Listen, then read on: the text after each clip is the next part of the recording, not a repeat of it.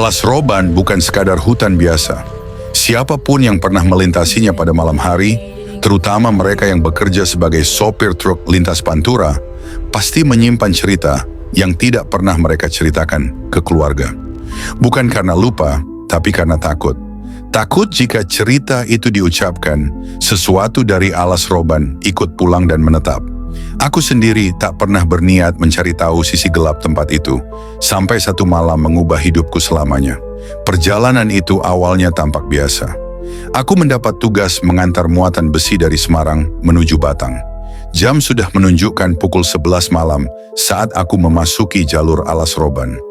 Udara mendadak berubah, terasa lebih berat, lebih dingin, seolah kabut tipis menyusup masuk ke paru-paru. Radio truk yang sejak tadi memutar lagu dangdut tiba-tiba berdesis, suaranya pecah, lalu mati sendiri. Padahal aku yakin aki dan kelistrikan truk dalam kondisi baik.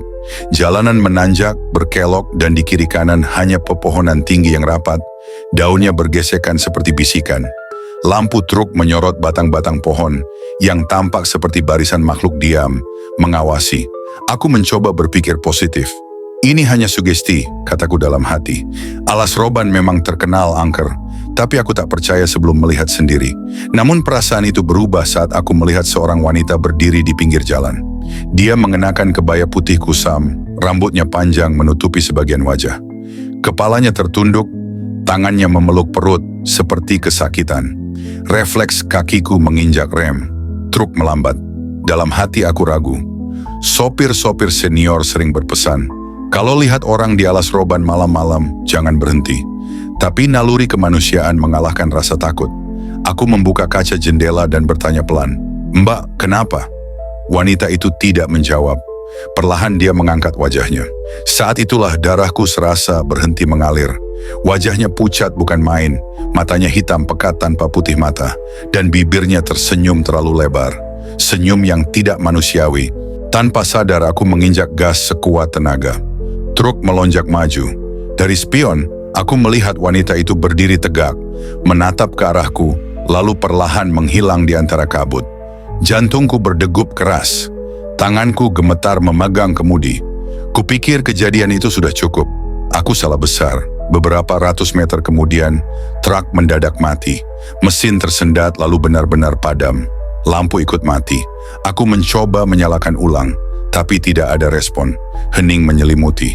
Hanya suara serangga malam dan angin yang membuat dedaunan berdesir. Aku turun dari truk untuk memeriksa mesin. Saat itulah aku mencium bau anyir, seperti darah bercampur tanah basah. Bau itu semakin kuat. Dari kejauhan terdengar suara langkah kaki. Pelan, teratur, semakin mendekat. Aku menoleh. Di bawah cahaya bulan yang terhalang awan, kulihat sosok pria tua berpakaian lurik, membawa cangkul di bahunya. Wajahnya penuh keriput, matanya kosong. Dia berhenti sekitar 5 meter dariku. "Kowe ngopo nang kene?" Suaranya parau. Aku gugup. "Truk mogok, Pak." Pria itu tersenyum tipis. "Akeh sing mogok nang kene, ora kabeh iso bali." Ucapannya membuat tengkuku dingin. Aku bertanya maksudnya, tapi pria itu sudah berjalan menjauh, masuk ke dalam hutan, lalu lenyap seolah ditelan gelap. Saat aku kembali ke truk, mesin tiba-tiba hidup sendiri. Lampu menyala terang. Aku tak berpikir panjang, langsung naik dan melanjutkan perjalanan. Aku ingin keluar dari Alas Roban secepat mungkin, namun jalanan seolah tidak berujung. Setiap tikungan terasa sama. Jam di dashboard menunjukkan pukul 12 malam, lalu tiba-tiba kembali ke 11:50. Aku sadar ada yang salah. Aku seperti diputar-putar di tempat yang sama. Di kejauhan, aku melihat lampu warung. Harapan muncul. Aku menghentikan truk dan turun. Warung itu tampak tua, dindingnya dari kayu lapuk, lampu minyak menggantung di depan. Seorang ibu tua duduk di bangku, menumbuk sesuatu di cobek.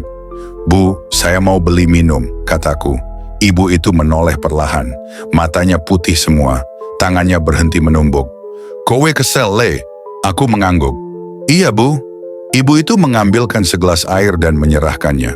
Saat aku hendak minum, aku melihat bayanganku di permukaan air.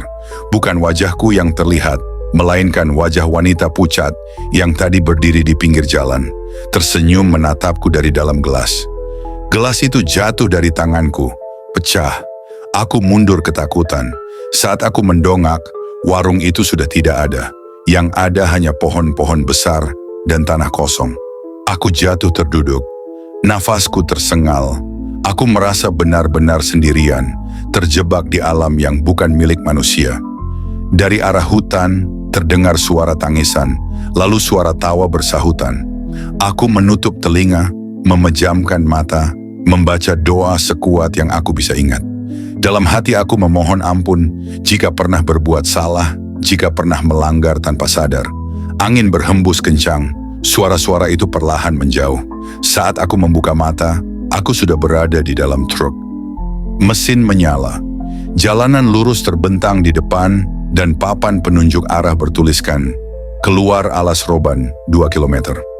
Aku tidak tahu bagaimana bisa kembali ke dalam truk. Aku tidak bertanya. Aku hanya memacu kendaraan tanpa menoleh ke belakang. Begitu keluar dari Alas Roban, fajar mulai menyingsing. Aku berhenti di rest area terdekat. Tubuhku lemas, keringat dingin membasahi punggung. Beberapa hari setelah kejadian itu, aku jatuh sakit. Demam tinggi, mimpi buruk setiap malam. Dalam mimpiku, wanita berkebaya putih itu berdiri di ujung ranjang, menatapku, memanggil namaku. Aku dibawa ke orang pintar. Dia berkata ada penghuni Alas Roban yang mengikuti karena aku berhenti dan menyapanya. Butuh waktu berminggu-minggu untuk memulihkan diri. Sejak saat itu, aku bersumpah tidak akan pernah melintasi Alas Roban pada malam hari lagi. Jika terpaksa, aku selalu mengucap salam, membaca doa, dan tidak menoleh, tidak berhenti apapun yang kulihat. Karena Alas Roban bukan hanya hutan, ia adalah gerbang, tempat di mana dunia manusia dan dunia lain bersinggungan. Dan tidak semua yang masuk diizinkan keluar dalam keadaan utuh. Banyak kecelakaan di sana yang disebut karena rem blong, karena mengantuk, karena faktor teknis. Tapi para sopir tahu, tidak semua bisa dijelaskan logika. Ada yang melihat iring-iringan orang berpakaian hitam menyeberang jalan. Ada yang mendengar suara gamelan dari dalam hutan. Ada pula yang mengikuti lampu kecil dan tidak pernah ditemukan lagi.